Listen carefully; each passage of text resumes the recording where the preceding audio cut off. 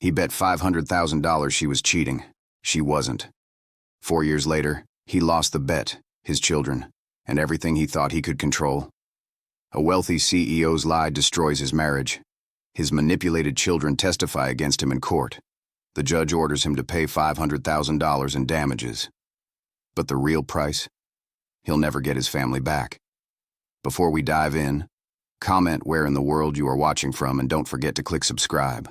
The morning sun filtered through the floor-to-ceiling windows of Ashford Industries' executive office, casting long shadows across the mahogany desk where Michael Ashford sat reviewing quarterly reports. At 52, the CEO had built his technology empire from nothing, transforming a struggling startup into a billion-dollar corporation. His steel-gray eyes, sharp jawline, and expensive tailored suit projected the kind of confidence that came with decades of success.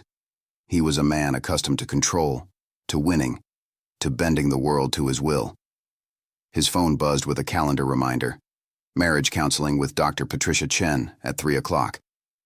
Michael's jaw tightened slightly as he dismissed the notification. He didn't believe in therapy. He believed in facts, evidence, results. His marriage to Simone had always been unconventional. She was 28 to his 48 when they met at a charity gala 7 years ago. A stunning woman with deep brown skin, sharp intelligence, and a laugh that had somehow penetrated the carefully constructed walls around his heart. They'd married within 6 months. Within a year, they had twins. 2 years later, another set of twins. Quadruplets by the time Simone turned 31. The children were beautiful, perfect in every way, and Michael loved them with an intensity that sometimes surprised him. But his marriage was another story. Something had shifted about 3 years into their relationship, a subtle erosion of connection that Michael couldn't quite pinpoint. Simone spent more time with the children, with her friends, with her career as an interior designer. Michael spent more time at the office. They passed each other like ships in the night, cordial but distant. Last month, things had deteriorated further. Michael had received a phone call from his old friend and business associate Richard Chen during a late night at the office. Richard's voice had carried the weight of gossip delivered with the precision of a businessman reporting quarterly losses. "I thought you should know," Richard had said carefully. "I saw Simone at the Cosmopolitan Hotel downtown. With a man. Not once, Michael. 3 times in the past 2 weeks." Michael's first instinct had been to dismiss it. Simone attended events constantly through her design work. It meant nothing. But Richard had pressed further, offering details. The man was younger, maybe early 30s. They checked into a suite together. They were in the lobby having drinks at midnight. They were leaving the hotel together at 7 in the morning.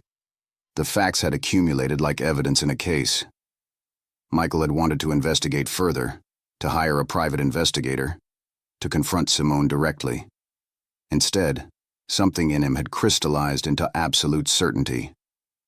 His wife was having an affair. The thought had made him physically ill for approximately 6 hours, after which he'd compartmentalized it into the same mental filing cabinet where he kept other unpleasant business problems. If Simone was being unfaithful, then their marriage was a lie. Everything he'd built with her, every moment he'd thought was real, was fabricated. The solution was simple: divorce. He would take custody of the children, of course. He had the resources, the lawyers, the documented evidence of his commitment to fatherhood. Simone would get the house, a generous settlement, and supervised visitation with their children. It would be clean, efficient, and final. He'd begun consulting with his lawyers when something unexpected happened. Simone had suggested marriage counseling. She'd approached him one evening as he reviewed legal documents in his study, her expression vulnerable in a way he hadn't seen in months. "I know things have been difficult," she'd said, her voice carrying the slight West Indian accent that still moved something in him despite his conviction of her guilt. "I know you've been distant, but I think we should try to fix this. I think we owe it to the children to at least try." Michael had stared at her. This woman he'd once loved desperately, now convinced she was a liar and a cheat. He'd seen an opportunity. She'd suggested counseling, and he would agree, but he would use that space to build an unassailable case against her. Every admission she made would be witnessed by a professional. Every contradiction would be documented. And when the time came to take their children from her, he would have the ammunition to ensure the courts never granted her anything more than the most limited custody arrangement. He'd accepted her suggestion with a cool nod. Okay, let's try counseling. But he'd known, with the certainty of a man who'd spent 20 years in business, that he was about to systematically dismantle his marriage. The week before their first counseling session, Michael had hired a private investigator named Marcus Webb. Marcus was the best in the city, a former detective with an instinct for uncovering secrets and a reputation for absolute discretion. Michael had met with him in person at an upscale coffee shop, maintaining the fiction of casualness while actually conducting what amounted to a pre-litigation investigation. "I need documentation," Michael had said, sliding a photograph of Simone across the table. "My wife may be having an affair. I need evidence. Times, places, photographs if possible, dates and patterns, everything." Marcus had studied the photograph with the detached professionalism of a man who'd seen countless variations of human betrayal. "Your wife is a beautiful woman," Marcus had observed. "Do you have specific suspicions?" Michael had recounted Richard's story. The hotel visits, the timing, the pattern of behavior. Marcus had nodded, making notes in a small leather notebook. "I'll conduct discreet surveillance. Nothing invasive at this stage. Monitor her movements. Document any meetings that appear out of the ordinary. I'll report weekly." Michael had paid a substantial retainer in cash and left the meeting feeling like he'd finally taken control of a situation that had spiraled beyond his grasp. That had been 10 days ago. Now, as Michael sat in the waiting room of Dr. Patricia Chen's office, he felt the peculiar calm of a man walking into a trap of his own design. The office was decorated in soothing earth tones, with abstract art on the walls and the gentle sound of water fountains creating an atmosphere designed to put people at ease. Michael found the whole aesthetic mildly offensive in its obviousness. He checked his watch. 2 minutes before 3. Simone arrived precisely on time, which was unusual. She was typically late, a habit that had always irritated him slightly. Today, she looked nervous. She wore a fitted emerald dress that complemented her skin tone, and her hair was pulled back in a style that emphasized her beautiful face. Looking at her now, Michael felt a flash of the attraction that had first drawn him to her. Then he remembered Richard's words, and the attraction curdled into something sharper and colder. The receptionist led them both into Dr. Chen's office. The therapist herself was a woman in her early 60s, with kind eyes and an air of competent professionalism that suggested she'd navigated countless marital crises. She greeted them both warmly, and they settled into the comfortable seating arrangement she'd designed for her work. "Before we begin," Dr. Chen said, "I want to establish some ground rules. This is a safe space for both of you. Nothing said here is judged. This isn't about who's right and who's wrong. It's about understanding each other and finding a path forward, if that's possible." Michael nodded, saying nothing. Simone reached for his hand. He didn't pull away, but he didn't quite accept it either, leaving his hand limp and unresponsive in her grip. Dr. Chen noticed the dynamic immediately. "Why don't we start with what brought you here today? What are you each hoping to accomplish through counseling?" Simone spoke first, her voice trembling slightly. "I think Michael's been pulling away, and I think I've been absent, distracted, with the children, with work, with building my design business." She paused, and Michael watched her carefully, waiting for the confession he was certain was coming. But it didn't. Instead, she continued, "I miss him. I miss us. I want us to be a family again." The words seemed genuine, but Michael knew better. He'd read about infidelity, about the masks that cheaters wore. They were often the most convincing when confessing nothing, the most devoted when most deceptive. Michael's turn came. "I'm concerned about the direction our relationship has taken," he said carefully, each word measured and precise. "Simone and I have grown apart. I've been focused on my work, which I recognize has created distance." Michael had chosen his words with the precision of someone drafting a legal document. He would not accuse Simone directly. He would allow the counseling sessions to function as documentary evidence of her deception, her inability to address what he knew was happening. Dr. Chen leaned forward slightly. Michael, can you elaborate? When did you first notice this distance? 3 years ago, Michael replied. Around the time our third and fourth children were born. Simone had been focused entirely on the children and her interior design business. I was focused on the company. We've been operating more as co-parents than as partners. It's a common pattern, Dr. Chen observed. The arrival of multiple children can significantly impact a marriage.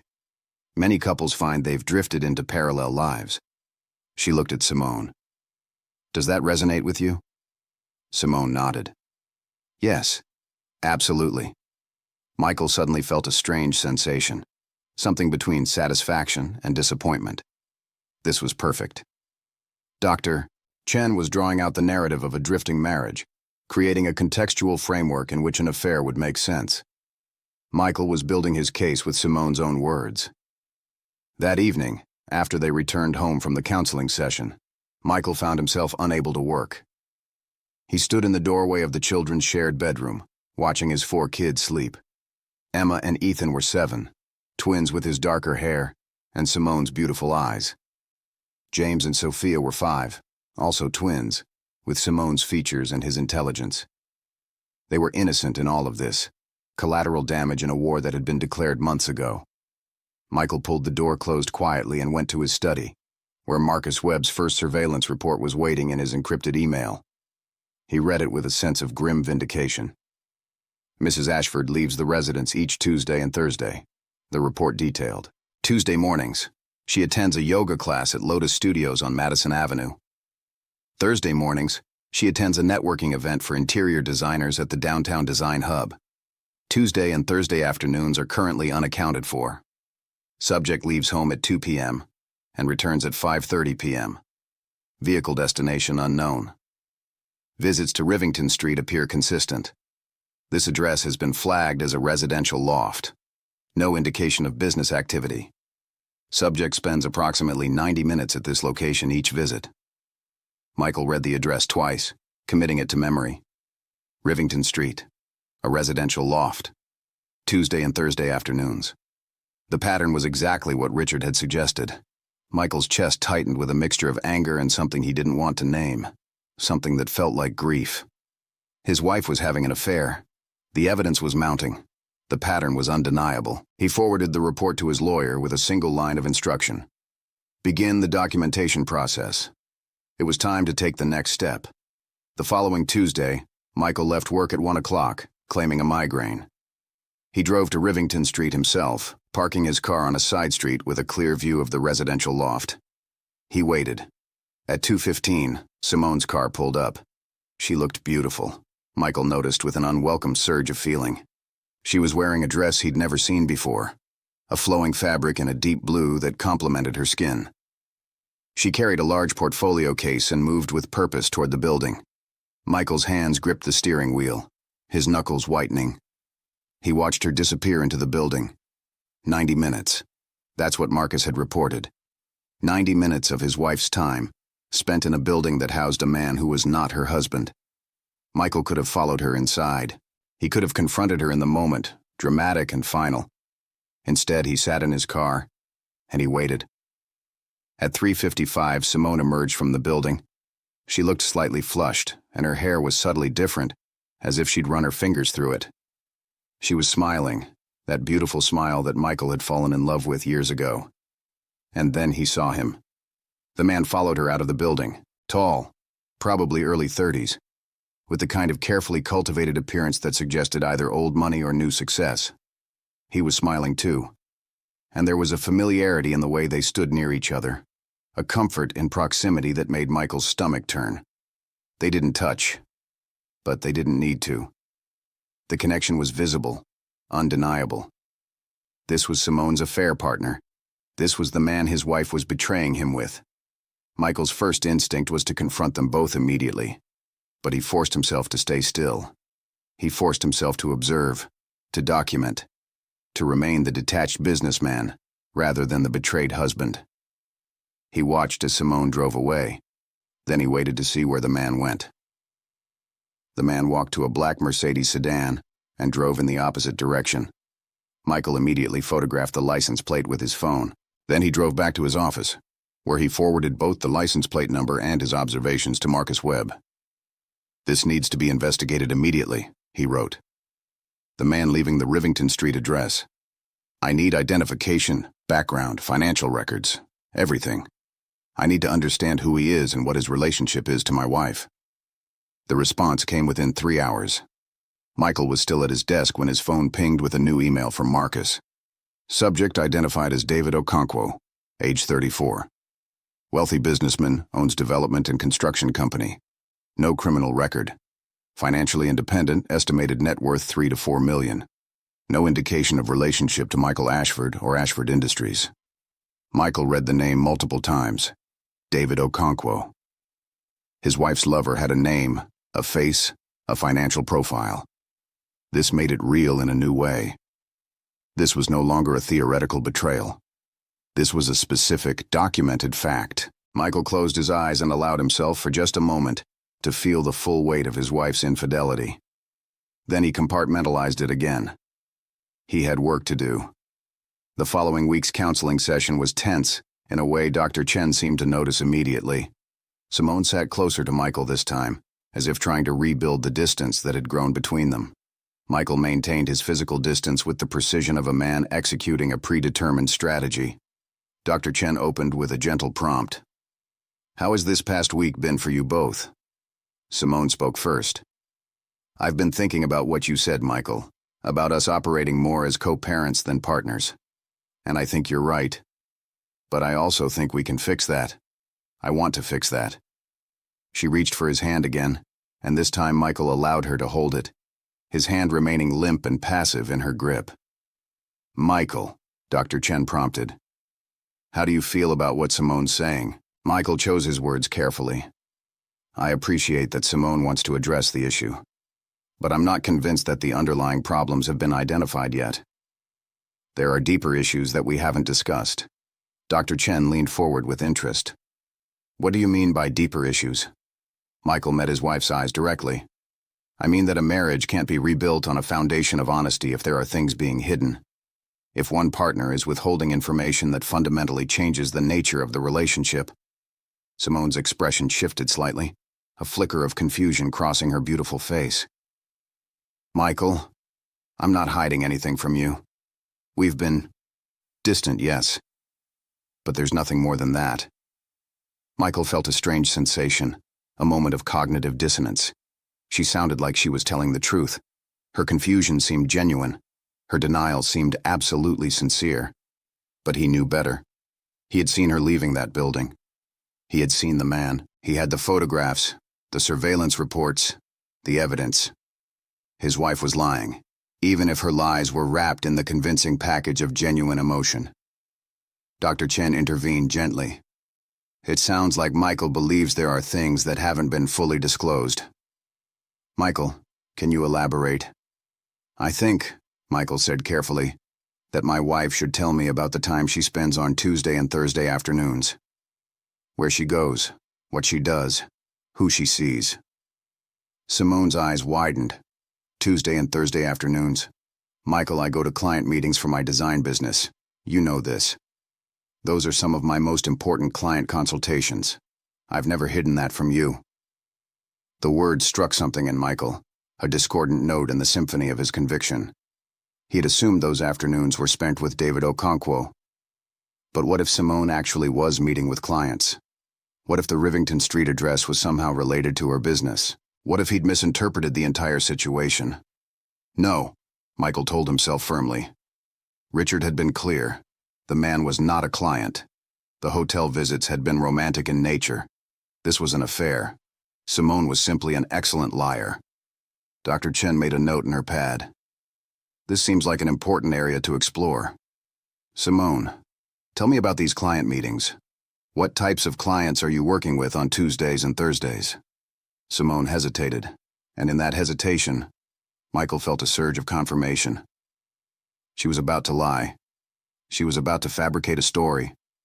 Finally, she spoke. "One of my clients prefers to meet in the afternoons. He's a very particular man, older, established in his field. He likes privacy. so he has a private design consultation space in a residential building. I meet with him on Tuesdays and Thursdays. Michael's world tilted.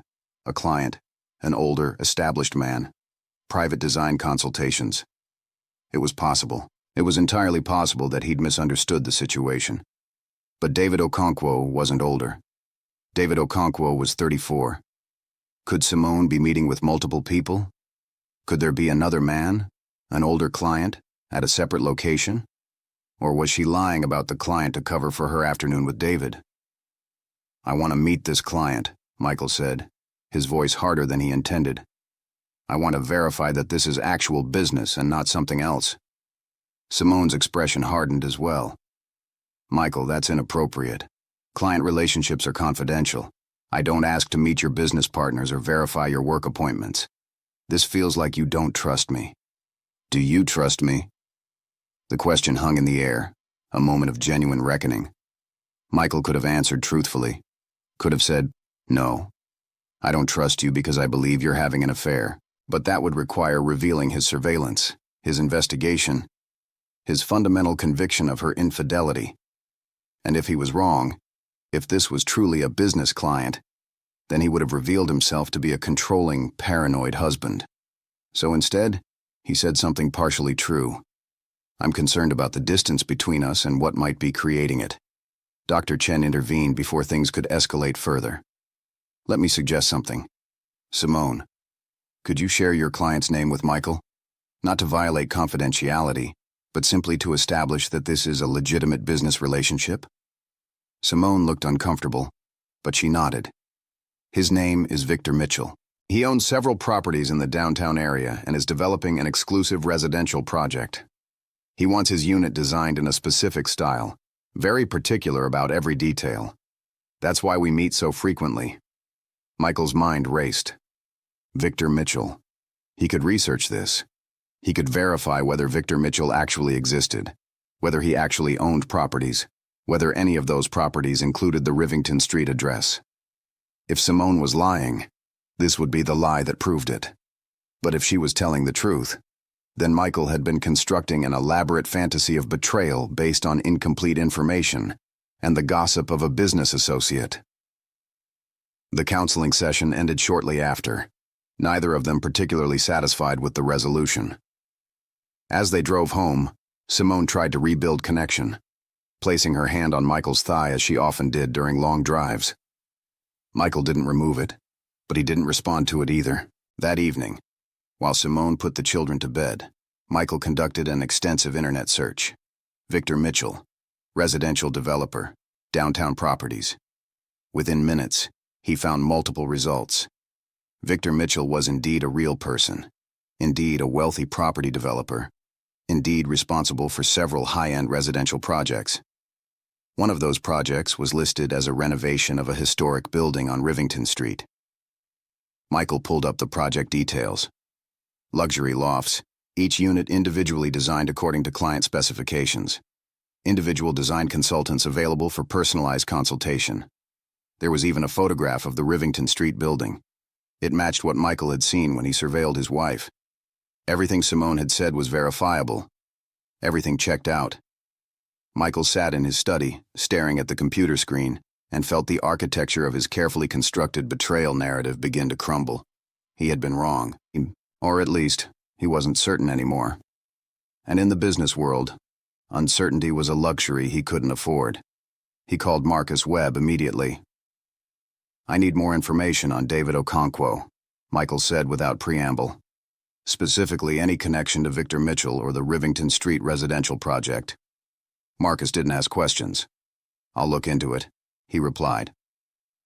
The next morning, Michael received the follow-up report.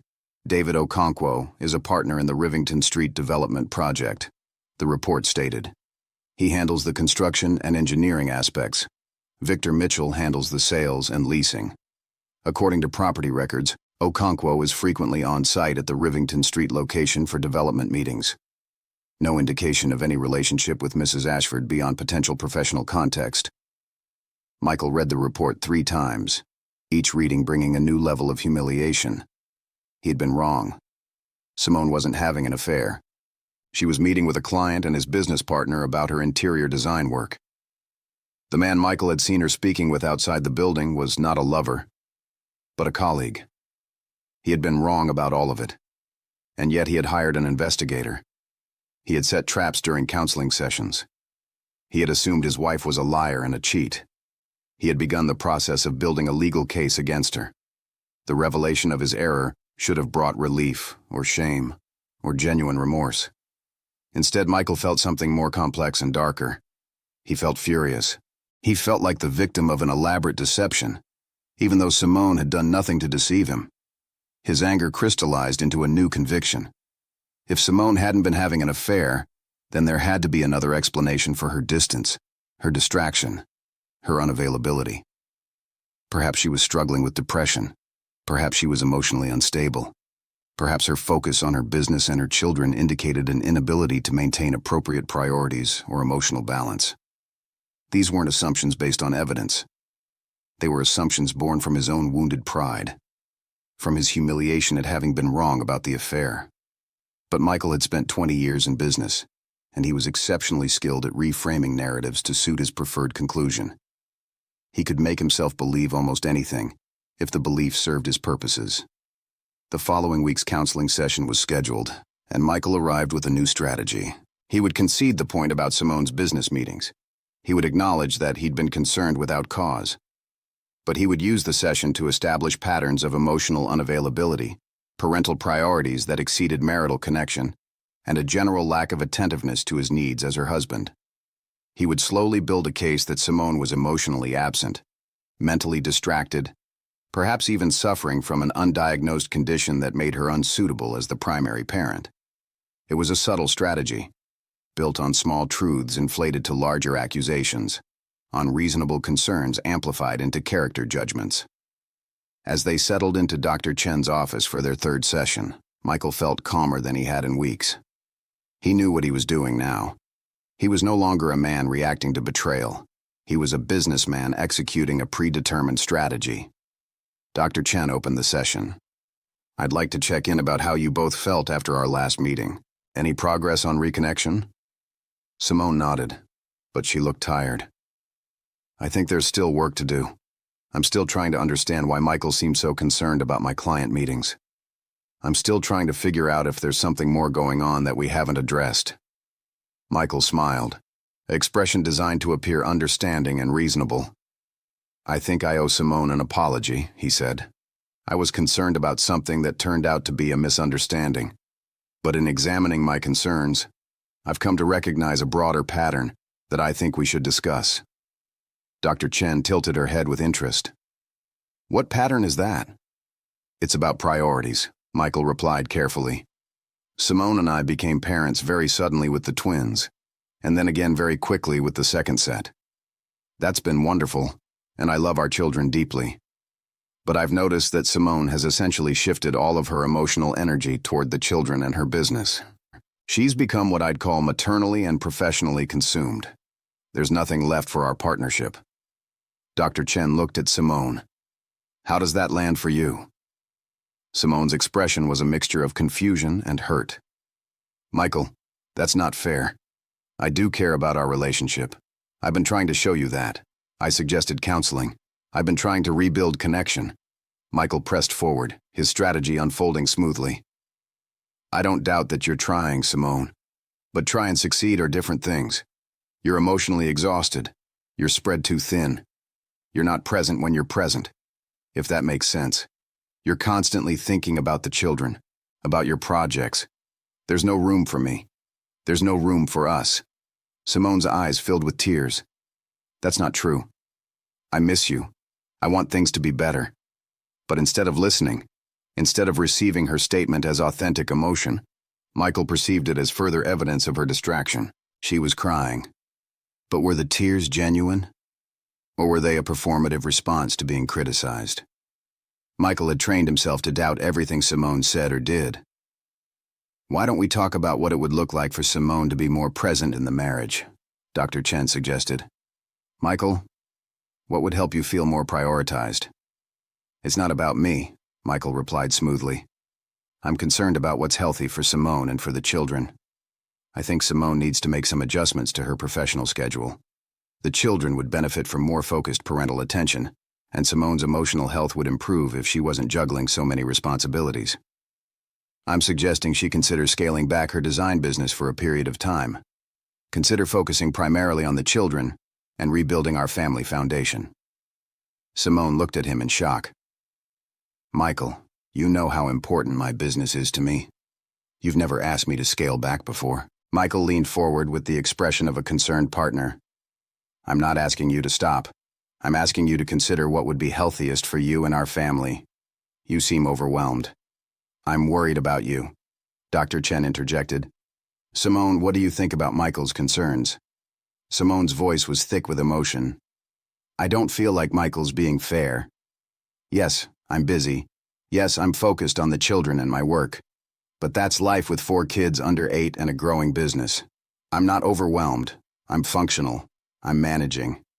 And now I feel like he's criticizing me for not being present enough, and I'm confused because I was just supposed to be having secret business meetings that he was suspicious about. She wiped her eyes angrily. I don't know what he wants from me. Dr. Chen made notes. It sounds like there's been a shift in what Michael is expressing concern about. Initially, it was about distance in the relationship. Now it's about Simone's emotional capacity and professional priorities. Are these connected? Michael answered before Simone could. They are.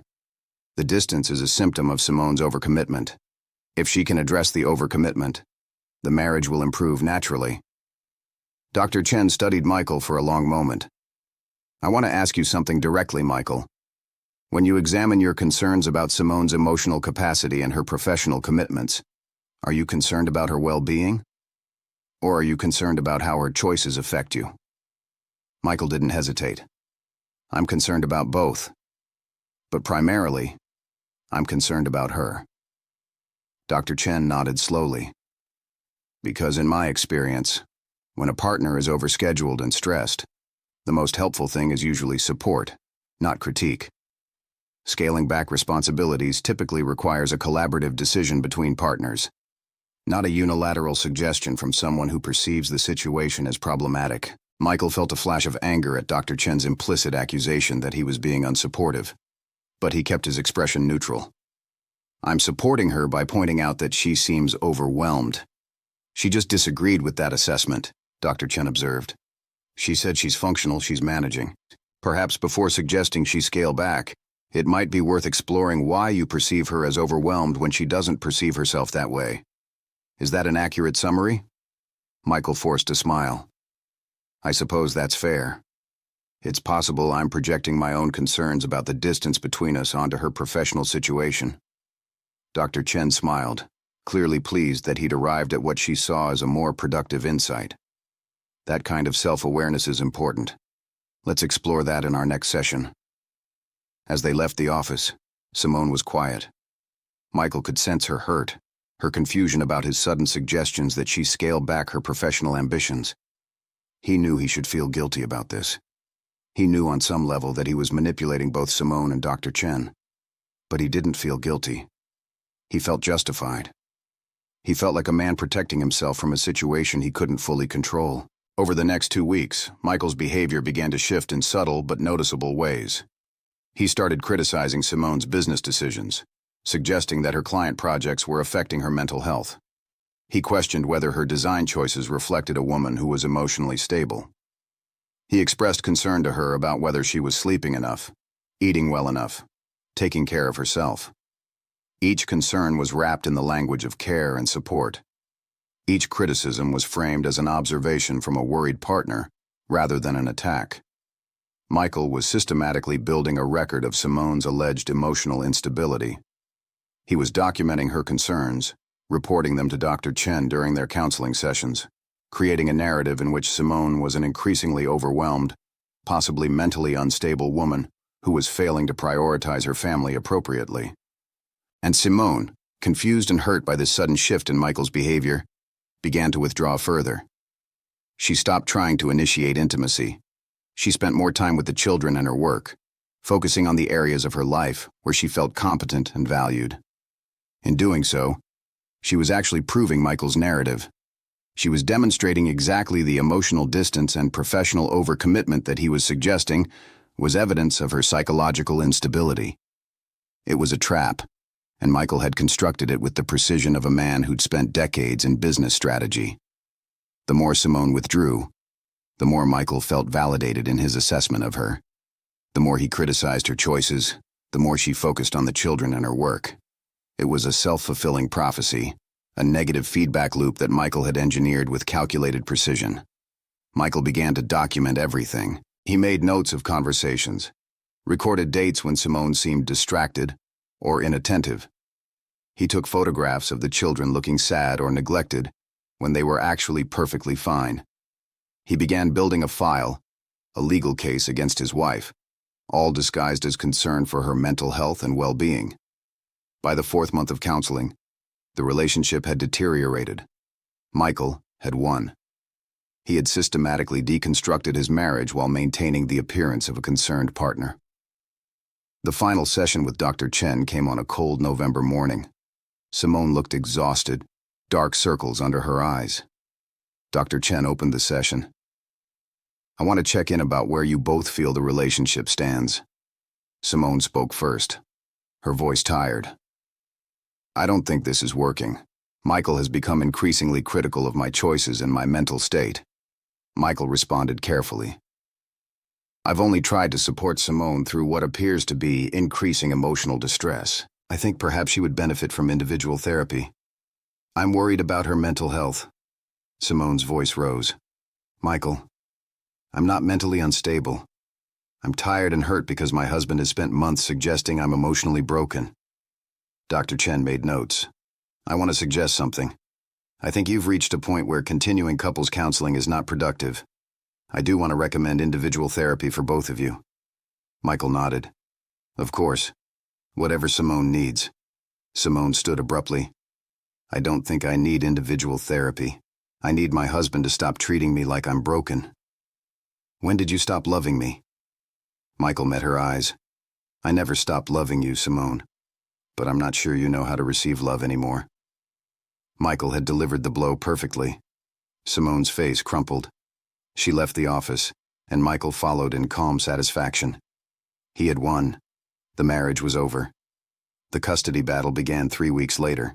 Michael's lawyer filed the initial paperwork, citing Simone's emotional instability, her professional overcommitment, and her inability to prioritize the children appropriately.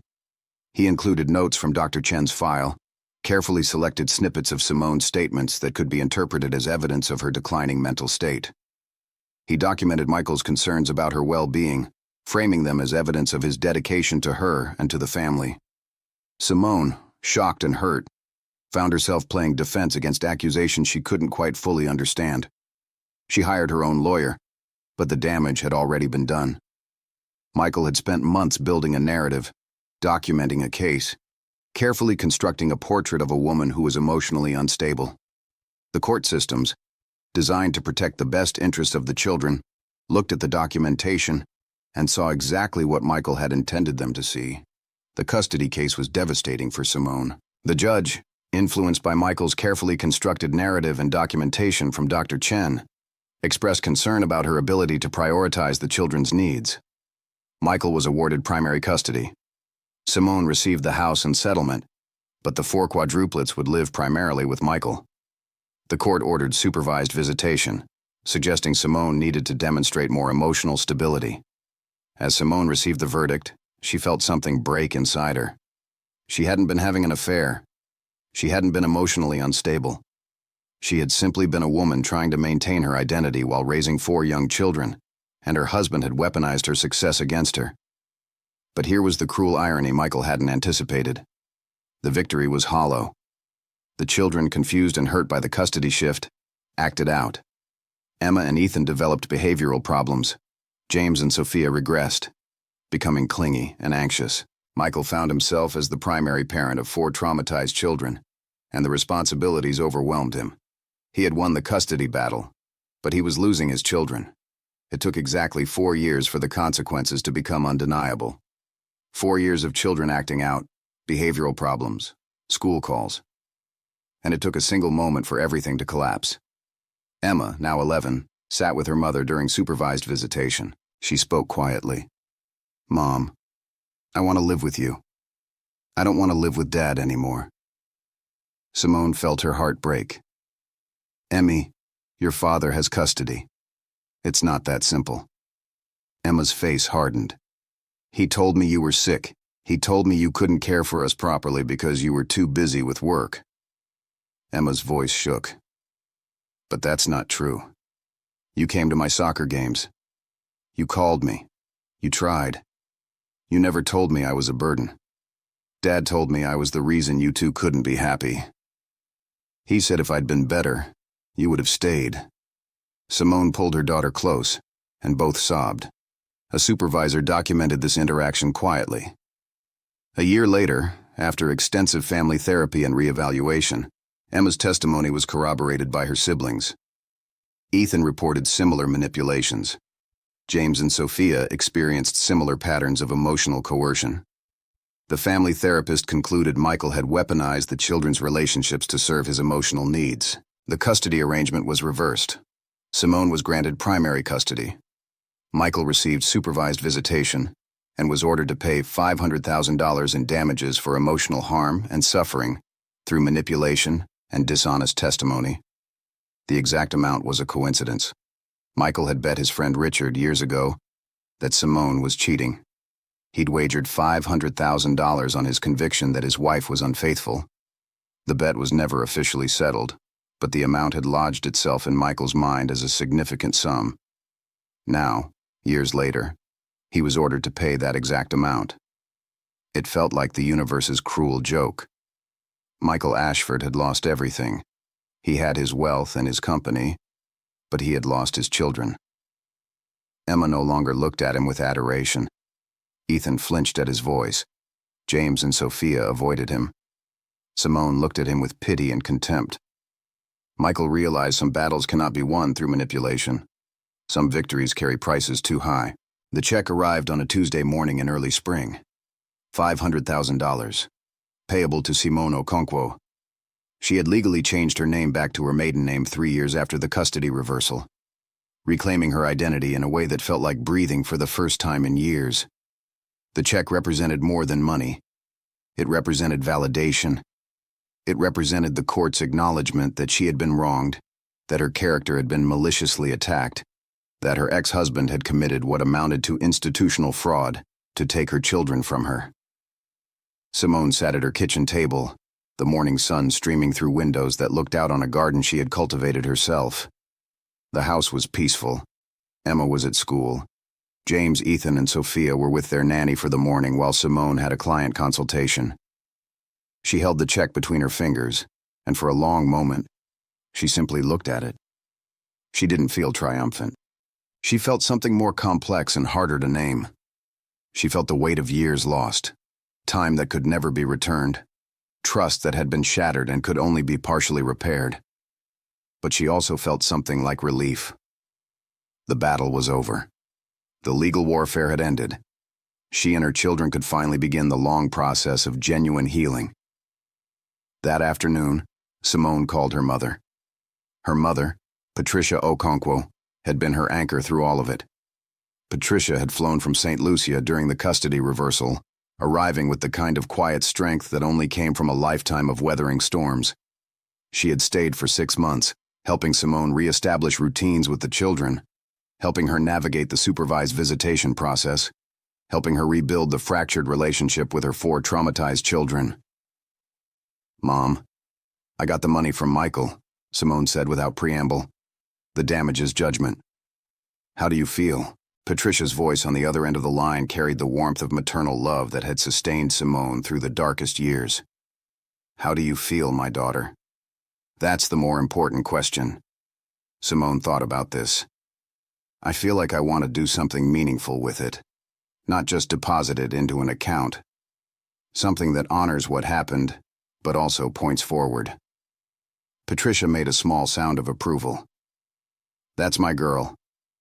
What does your heart tell you?" Simone spent the rest of the day thinking about the answer to that question. She thought about the 4 children whose lives had been upended by their parents' conflict. She thought about the dozens of other families experiencing similar situations. She thought about Ethan, who had developed selective mutism during the custody battle. She thought about Emma, who had learned to advocate for herself and her siblings in ways no 11-year-old should have to learn. She thought about James and Sophia, who still occasionally had nightmares about losing their mother. By the time the children came home from school, Simone had decided. She called her lawyer that evening. Within weeks, the process began. Simone established the Okonkwo Foundation for Children and Families in Conflict. The foundation's mission was to provide free family therapy services, custody mediation, and advocacy support to families experiencing high-conflict custody situations. She endowed it with $250,000 from the damages judgment. The remaining $250,000 she designated for scholarships to families who couldn't afford legal representation during custody disputes. On the day the foundation officially launched, Simone invited Dr. Patricia Chen to speak. The therapist had been complicated in Michael's manipulation, but she had also, over time, recognized what had happened. She had begun working with organizations to train therapists to identify the patterns of emotional abuse and systematic character assassination that Michael had employed. Dr. Chen stood in the conference room of the Okonkwo Foundation, looking at the beautiful space Simone had created, and she began to cry. "I'm sorry," Dr. Chen said simply, "for not seeing what was happening in those sessions more clearly, for allowing my office to become a tool of manipulation." Simone embraced the older woman. "You were doing what you thought was right. Michael was extremely skilled at deception. The important thing is that you've learned from it, and you're using that learning to help others." The foundation's first year served 43 families. 43 families received free legal support, therapy, and mediation services because Simone had transformed her trauma into action. 43 families avoided the kind of systematic destruction that had nearly destroyed her and her children. Among those families was a young mother named Rachel Torres, who had been convinced by her ex-husband that she was mentally unstable. She spoke quietly. "Mom, I want to live with you. I don't want to live with Dad anymore." Simone felt her heart break. "Emmy, your father has custody. It's not that simple." Emma's face hardened. "He told me you were sick. He told me you couldn't care for us properly because you were too busy with work." Emma's voice shook. "But that's not true. You came to my soccer games. You called me. You tried. You never told me I was a burden. Dad told me I was the reason you two couldn't be happy. He said if I'd been better, you would have stayed."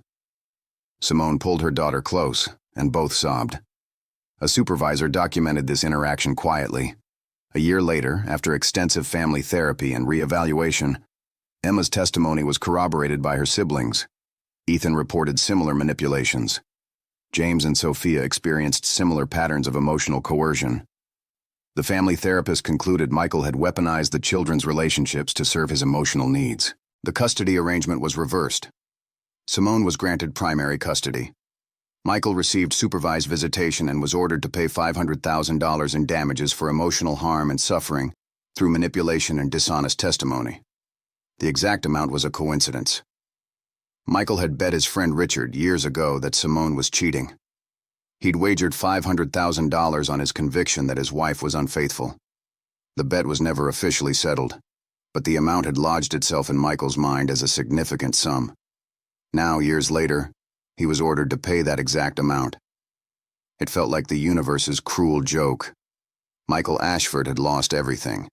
He had his wealth and his company, but he had lost his children. Emma no longer looked at him with adoration. Ethan flinched at his voice. James and Sophia avoided him. Simone looked at him with pity and contempt. Michael realized some battles cannot be won through manipulation. Some victories carry prices too high. The check arrived on a Tuesday morning in early spring. $500,000. Payable to Simone Okonkwo. She had legally changed her name back to her maiden name 3 years after the custody reversal, reclaiming her identity in a way that felt like breathing for the first time in years. The check represented more than money. It represented validation. It represented the court's acknowledgement that she had been wronged, that her character had been maliciously attacked, that her ex-husband had committed what amounted to institutional fraud to take her children from her. Simone sat at her kitchen table. the morning sun streaming through windows that looked out on a garden she had cultivated herself. The house was peaceful. Emma was at school. James, Ethan, and Sophia were with their nanny for the morning while Simone had a client consultation. She held the check between her fingers, and for a long moment, she simply looked at it. She didn't feel triumphant. She felt something more complex and harder to name. She felt the weight of years lost, time that could never be returned, trust that had been shattered and could only be partially repaired. But she also felt something like relief. The battle was over. The legal warfare had ended. She and her children could finally begin the long process of genuine healing. That afternoon, Simone called her mother. Her mother, Patricia Okonkwo, had been her anchor through all of it. Patricia had flown from St. Lucia during the custody reversal, arriving with the kind of quiet strength that only came from a lifetime of weathering storms. She had stayed for 6 months, helping Simone re-establish routines with the children, helping her navigate the supervised visitation process, helping her rebuild the fractured relationship with her 4 traumatized children. "Mom, I got the money from Michael," Simone said without preamble. "The damages judgment." "How do you feel?" Patricia's voice on the other end of the line carried the warmth of maternal love that had sustained Simone through the darkest years. "How do you feel, my daughter?" That's the more important question. Simone thought about this. "I feel like I want to do something meaningful with it. Not just deposit it into an account. Something that honors what happened, but also points forward." Patricia made a small sound of approval. "That's my girl." "What does your heart tell you?" Simone spent the rest of the day thinking about the answer to that question. She thought about the 4 children whose lives had been upended by their parents' conflict. She thought about the dozens of other families experiencing similar situations. She thought about Ethan, who had developed selective mutism during the custody battle. She thought about Emma, who had learned to advocate for herself and her siblings in ways no 11-year-old should have to learn. She thought about James and Sophia, who still occasionally had nightmares about losing their mother.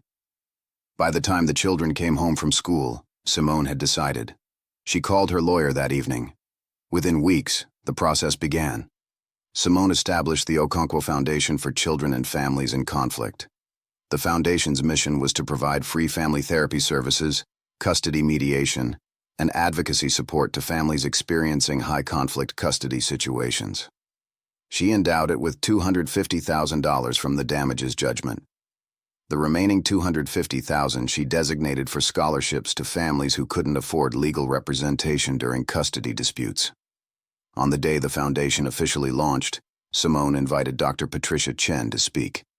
The therapist had been complicated in Michael's manipulation, but she had also, over time, recognized what had happened. She had begun working with organizations to train therapists to identify the patterns of emotional abuse and systematic character assassination that Michael had employed. Dr. Chen stood in the conference room of the Okonkwo Foundation, looking at the beautiful space Simone had created, and she began to cry. "I'm sorry," Dr. Chen said simply, "for not seeing what was happening in those sessions more clearly, for allowing my office to become a tool of manipulation." Simone embraced the older woman. "You were doing what you thought was right. Michael was extremely skilled at deception. The important thing is that you've learned from it, and you're using that learning to help others." The foundation's first year served 43 families. 43 families received free legal support, therapy, and mediation services because Simone had transformed her trauma into action.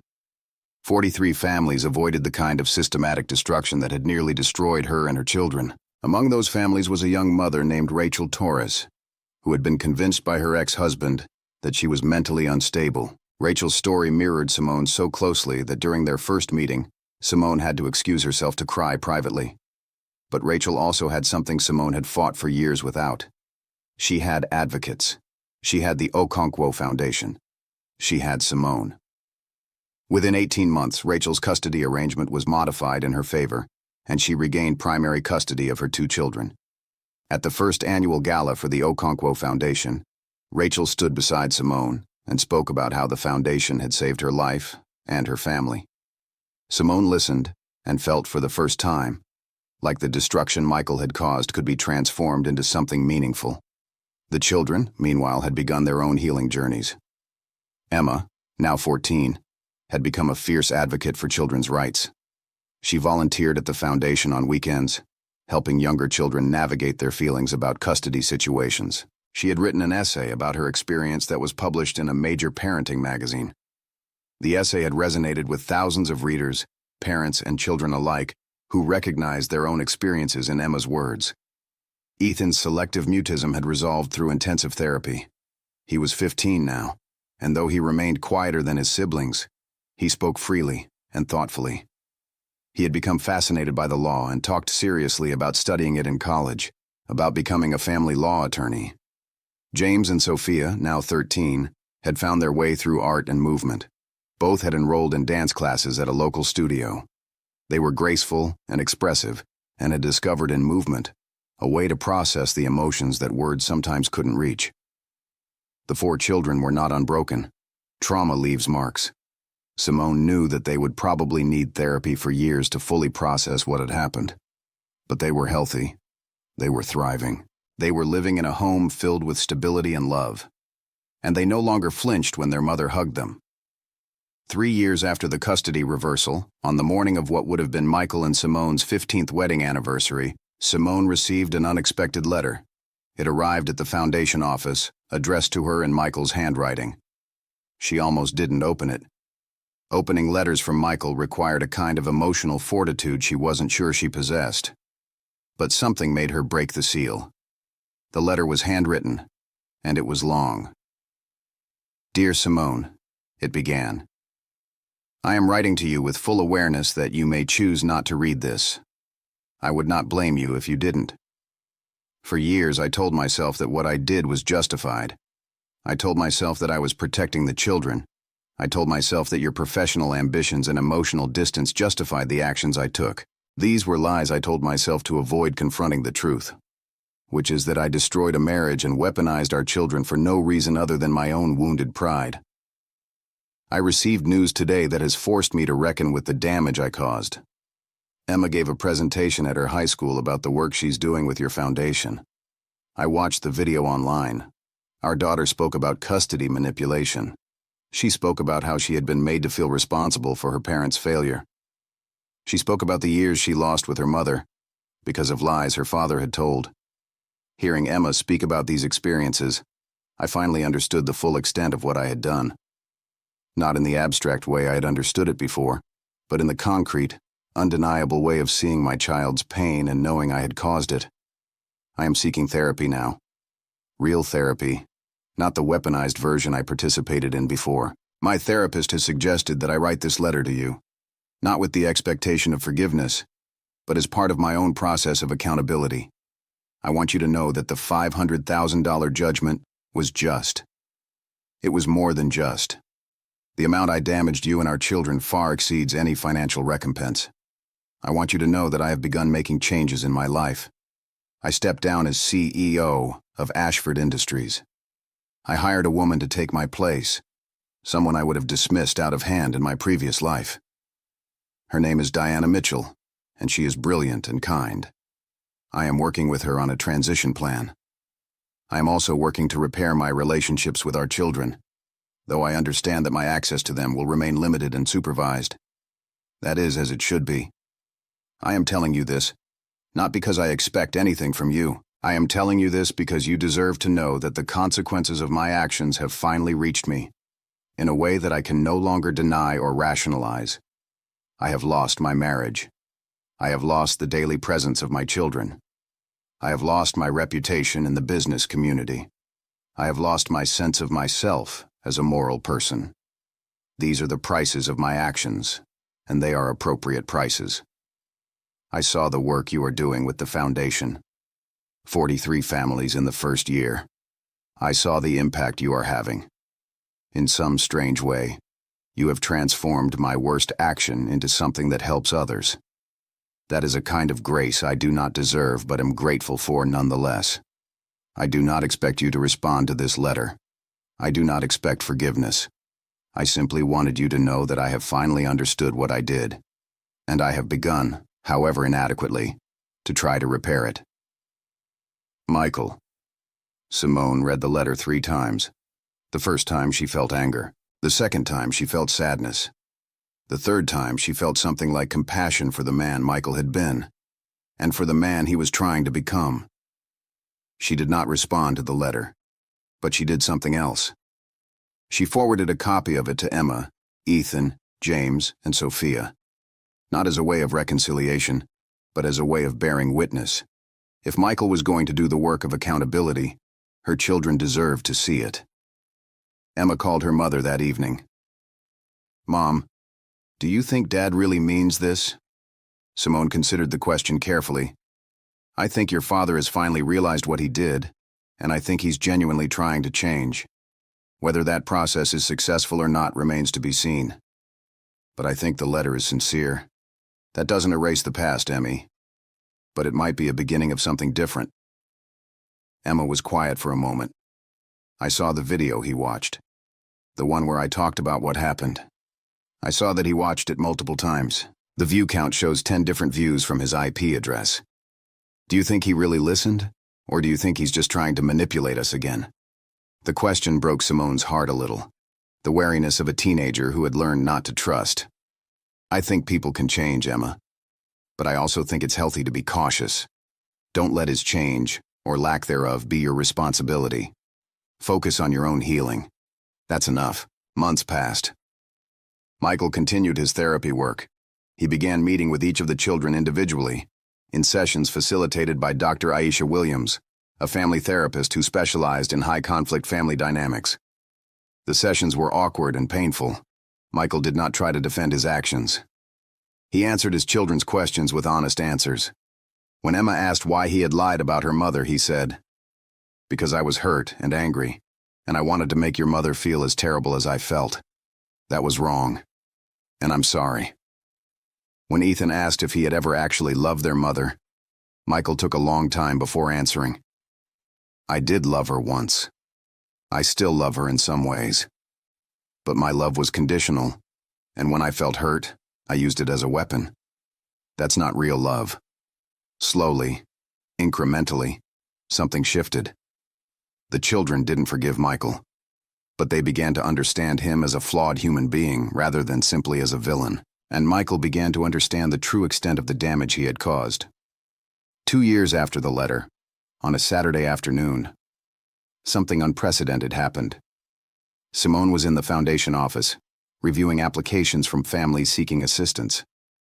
Emma was there with her, volunteering as she did most weekends. The receptionist buzzed through. "There's someone here to see you," she said. "Michael Ashford." Simone looked at Emma, her eyebrows raised in silent question. Emma nodded slightly. "I told him you'd probably see him if he asked," she said quietly. Simone took a deep breath and instructed the receptionist to send him in. Michael entered the office looking older than she remembered. His hair was entirely silver now, and there were deep lines around his eyes. He was no longer the power broker she had been married to. He looked like a man who had been broken and was attempting to rebuild himself from the pieces. "Hello, Simone," he said simply. "Hello, Michael. Oh, I wanted to come see the foundation," he said. "Emma has told me about the work you're doing. I wanted to see it with my own eyes." Simone gestured to the files on her desk. 47 families this year. Next year, we're opening a second location. We've received funding from several community organizations and foundations. The impact is growing. Michael looked at the files with an expression that was difficult to read. "I want to make a contribution," he said. "Not as a form of absolution. I know that's not possible. But as a form of restitution. I would like to endow one of the scholarships." Simone studied him for a long moment. "Why?" "Because I can," Michael replied. "And because it might help prevent other families from experiencing what ours experienced." Simone thought about refusing. She thought about the satisfaction of rejecting his contribution, of maintaining the boundary between herself and the man who had tried to destroy her. But then she thought about the families who would be helped. She thought about the children who would receive advocacy they otherwise couldn't afford. She thought about Rachel Torres and the 46 other families who had been served by the foundation so far. The work matters more than my pride, Simone said finally. Your contribution will be welcomed and used well. Michael nodded slowly. Thank you. Is there anything else? Simone asked. Actually, yes, Michael said. I wanted to ask your forgiveness. Not because I deserve it, but because I need to ask. I need to live in a world where I have asked for forgiveness, even if it's not granted. Simone stood and walked to the window, looking out at the street below. Michael, I forgave you a long time ago, she said without turning around. Not for you. For me. Holding on to anger was poison. It was destroying me. So I let it go. But that doesn't mean I've forgotten what you did. It doesn't mean there isn't still a scar. There is, and there will be. I just chose not to let the scar define me. Michael listened without responding. When Simone turned back to him, she saw tears on his face. I'm sorry, he said simply. I know, Simone replied. And I believe you're doing the work to become someone different. Keep doing that work, Michael, for yourself and for our children. As Michael left the office, Emma hugged her mother. You did good, Mom. Accepting his contribution but not letting him off the hook. That's wisdom. Simone smiled at her daughter. I've learned a lot about wisdom over the years. Not all of it was wanted or chosen, but it's all been integrated. 5 years after the custody reversal, Simone stood in front of a packed auditorium at a university symposium on family law and custody mediation. She was there to receive the Community Impact Award, recognizing her work with the Okonkwo Foundation. In the audience sat all 4 of her children. Emma, now 19, studying psychology and family systems. Ethan, 17, preparing for law school applications. James and Sophia, 15-year-old twins, their presence a statement of unity and family strength. The award presenter read a citation that highlighted Simone's work. She had helped nearly 200 families over 5 years. The foundation had prevented countless situations in which children had been manipulated or weaponized in custody disputes. Simone's story had become, ironically, an educational tool about what not to do in family therapy and custody law. As Simone approached the stage to accept the award, she caught sight of Michael in the back of the auditorium. He was there quietly, not to draw attention to himself, but to witness this moment. Simone recognized it for what it was. Not absolution, but acknowledgement. She gave her acceptance speech without referencing him directly, but she spoke about the importance of accountability in family systems. She spoke about the necessity of holding people responsible for harm, while also creating space for redemption and change. She spoke about her children's resilience and the work they were doing to help others. When the speech ended, the standing ovation lasted for 3 minutes. Emma, Ethan, James, and Sophia stood at the front, applauding their mother. The woman who had been told she was mentally unstable, the woman who had been stripped of custody, the woman who had refused to let that destruction be the final word. Afterward, as Simone's family surrounded her with hugs and congratulations, Michael approached.